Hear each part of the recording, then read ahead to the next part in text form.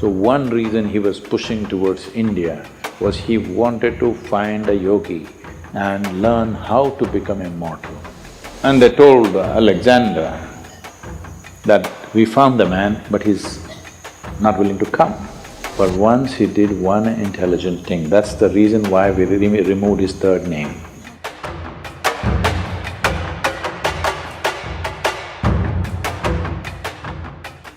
See, Alexander, in our history textbooks, school textbooks, they said Alexander the Great. They only got the first name, the middle name, they missed out the last name. His name was Alexander the Great Idiot. But because it was too long, somebody left out the last name.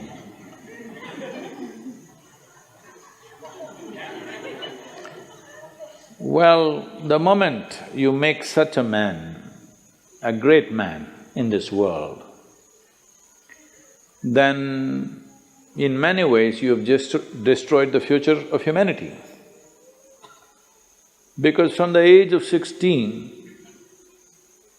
I think he died around 32 or 33, all he did was kill, kill and kill, without purpose. Going to new places and killing, going to new places and killing, saying, I have conquered this, I have conquered that. And he had gathered a band of young people from his native place who traveled with him to fight with him. Periodically, he executed one of them, just accusing them of something. You know, always somebody would be betraying a tyrant like that, and the tyrant is always fearful that somebody may plot against him. So, something they will discover and say, he did it, and a public execution of him will happen. He was very close to you, he traveled with you, everything, but you just kill him so that everybody else is in line. Periodically, he killed one of those people who were very close to him, just to set an example. This is the kind of man he is. He is death all the time, but he doesn't want to die. He wants everybody to die, but he doesn't want to die. So one reason he was pushing towards India was because between ancient India and Greece there has been lots of transaction in terms of mathematics, geometry, yoga. There is a linga in Delphi which is considered as the navel of the earth because it was consecrated as Manipura chakra.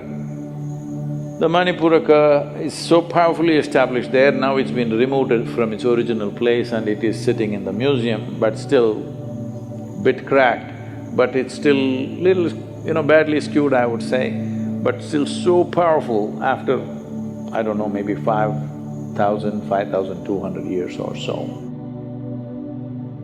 So this transaction was continuous for many years historically. So obviously they heard of yogis and mystics of India. So he had heard there are yogis who are immortal. So one reason he was pushing towards India was he wanted to find a yogi and learn how to become immortal.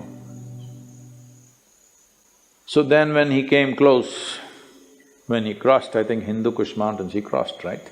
He crossed the mountains. He came on this side, and then first thing is he sent out scouts to find what is happening out there and in case there is a yogi or a mystic, bring him. So they were looking out and then they saw a yogi sitting under a tree with just a loincloth, bare-bodied, blissed out. They went and looked at him and he said, hey, you come with us, our Sikandar wants you. If you do not know this, even today in Afghanistan, many people take this name Iskandar or Sikandar.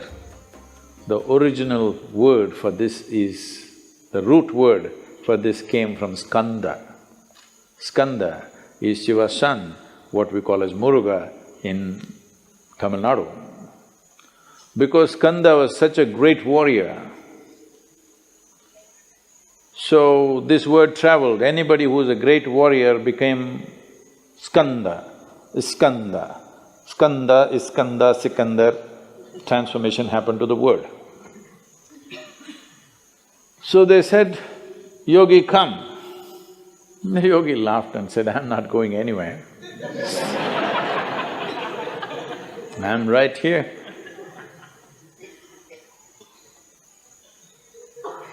Then they pulled out their swords. These are violent men. They don't think twice about taking off heads. It's not even something that, of any consequence to them. They can take away hundreds of heads in a day without any qualms about it. So, very violent men, they pulled out their swords and said, either you come or we'll take off your head. The yogi said, see, I'm sitting here like this, because everything that I have to do has been done. You want to take my head, you take it, but you will not get my wisdom or my intelligence. If you take my head, you can take it, you want. Then they looked at each other, that's all. See, they had never seen a man who not terrorized by the swords that they pull out, because they're not pulling out in bare, empty threat. They can take off heads, they're very good at it. They had never seen a man who's not terrorized, he's saying, okay, take my head. I thought, oh, this guy must be really immortal. If somebody says, okay, take my head, he must be immortal. Then they try to coax him, please come. He said, no, if he wants, let him come. He wants to know about immortality, let him come. Then they said, oh, he knows about it, so let's not damage him in any way. And they went back and they told Alexander that we found the man, but he's not willing to come. So he is not a home teacher, you have to go to him, he's a school. So he himself came. So Alexander sat on his horse and with great authority you spoke. It seems you know about immortality, I want to know about it. The yogi looked up at him and said, first get off that stupid horse. You sit on an animal which is less intelligent than you and suddenly you become like this. You see, I don't know, the moment people sit on a horse, somehow they think they're something. If you manage to ride an animal which is far more intelligent than you, then something. Huh? You ride a dumb four-legged animal, poor thing doesn't like to carry you, but what to do? So, Alexander got down and asked, I want to become immortal because he is not the same guy that he was 5–10 years ago. Body doesn't take this kind of beating, after some time it is slowly taking its toll. So he said, I want to know about immortality, can you guide me? So the yogi looked at him and he knew no amount of talking to him is not going to go anywhere. He said, yes, if you want immortality, this is the way. And he gave him landmarks, a difficult journey through the jungles. All these landmarks you follow, there you will find a small cave. Within that cave, there is a crystal clear pool of water. You drink a handful of water, you will become immortal. So he started out with his soldiers. Then as he followed, after 3 days, all these landmarks were coming true as it has been described. Then he looked at these 5–6 soldiers who were with him. If these guys also drink, if they become immortal, then how to deal with them? Because all your life you dealt with everything with putting the fear of death into people. Now if these 5, 6 soldiers drink that water and they also become immortal, this is going to be a disaster, no control. 5 immortal people on the planet, not good. Just, I am immortal, this is good. So he said, you stay here. He left them for the last leg of the journey and he went by himself. Then he found that cave. Within the cave, he saw a pool of crystal clear water. He rushed in and he was about to drink. There was a crow sitting at the other edge of the pool and the crow said, wait. He looked at the crow, fortunately water slips out of your hands, you know. And the crow said, see, I drank this water, I don't know how many million years ago. And now I cannot die. I'm just sitting here endlessly. Just imagine, if you become immortal, you cannot even commit suicide. Hello? I want you to just imagine, this is the worst thing that can happen to you, that you cannot die one day. No relief. I'm sitting here for millions of years, there is nothing I can do. I have seen through generations of my clan, I'm not interested in anything right now, but I cannot die. Do you want my fate? He just sat there looking at the pool of water and the crow.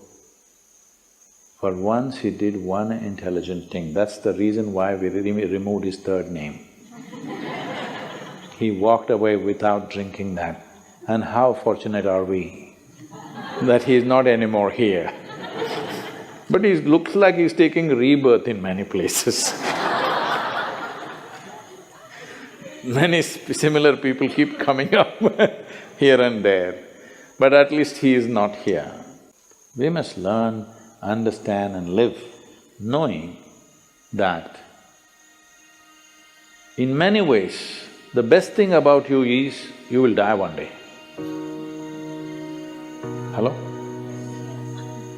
Just see what a pest you would be if you did not die. Hello? Well, you must live a full life. Whatever is the fullest potential, you must live that. But you must die when it's time, isn't it? Huh? So, if you say death is negative, then what is positive? Immortality? That is the most idiotic thing you can do. Even an idiot like Alexander had the intelligence not to drink that water. So, it is very important to understand yoga is not about eternal life. Yoga is about sensible life.